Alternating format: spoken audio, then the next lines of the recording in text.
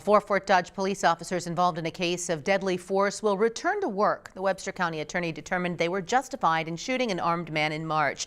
Local 5's Larissa Leone joins us to break down what details of the investigation led to this decision. Larissa.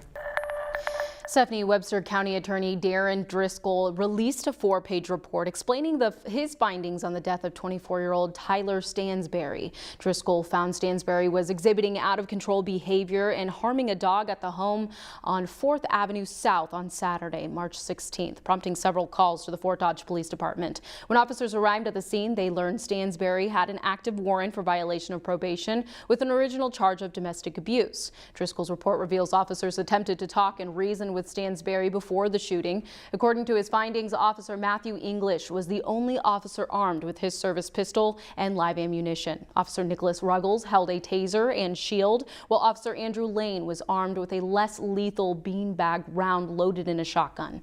Driscoll reports body camera footage shows Stansberry, quote, charging at officers at a high rate of speed while holding 2 knives. Stansberry had almost reached the officers when English fired his pistol, striking Stansberry twice in the torso. At the same time, Ruggles used his taser and Lane fired his beanbag round. A 4th officer, Sergeant Matthew Webb, did not fire his weapon. Further on in Driscoll's report, he shares even after the weapons were deployed, Stansberry was still resisting officers, lying on his chest while holding 2 knives in each of his hands. The report says officers were eventually able to disarm Stansberry and secure the scene. Officers then reportedly called medics. The report didn't specify whether Stansberry died at the scene or was transferred to the hospital.